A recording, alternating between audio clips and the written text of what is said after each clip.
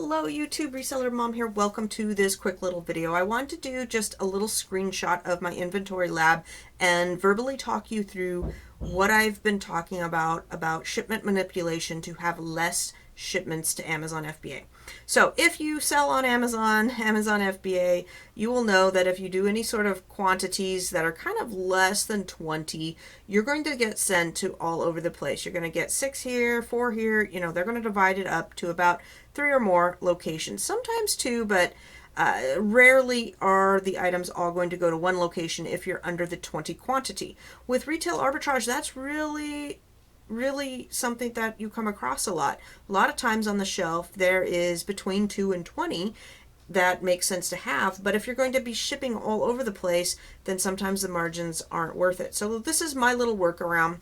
I've been doing this for well over a year. I've never gotten in trouble for it or, you know, had problems with algorithms or any messaging for it or whatnot. So I'm kind of working within the parameters that they have given you. It's just, you know, tweaking it a little bit so that I don't have quite so many shipments. This weekend I went sourcing and I had some ongoing shipments from last week, but this weekend I went to several different stores. I had hundreds of items and I only got sent to one location that I already had going on and then 2 other locations on top of that.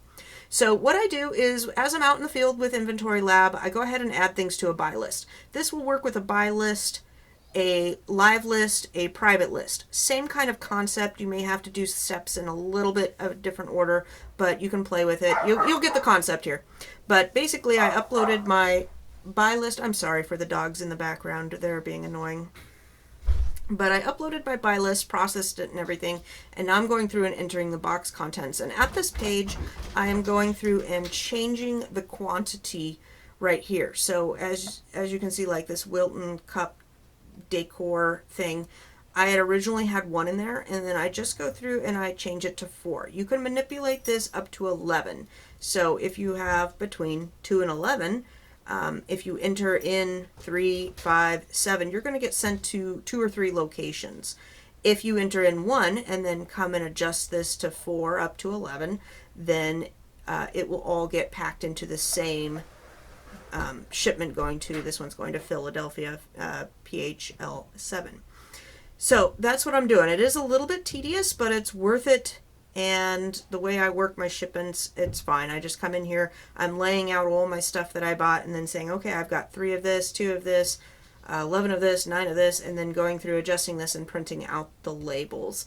So if you do enter in these quantities in your buy list and just use the buy list in general, I typically will not get sent to more than 3 or 4 locations at most when it processes. So just the buy list alone will help cut down on the massive amount of shipment locations that you will receive if you're doing these small types of quantities with large amount of SKUs.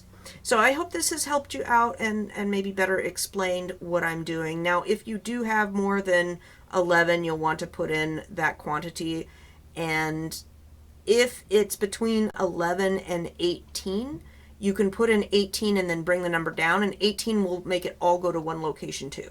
So it's that 1 to 11, and then the 11 to 18 is kind of the sweet spots for the system.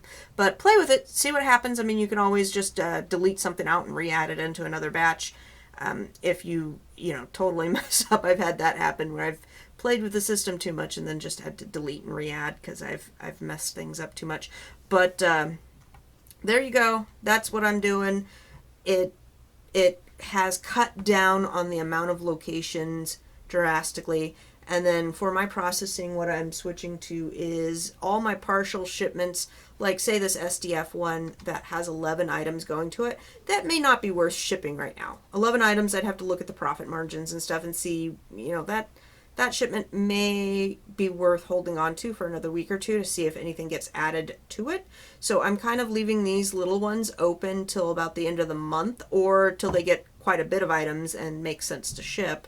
and then shipping that. And then at the end of the month, I'm just closing out all my shipments and starting fresh for the next month. And that helps me with goal tracking and not having inventory hang out in my office for too long. I used to try to do this weekly, but weekly was just kind of too soon.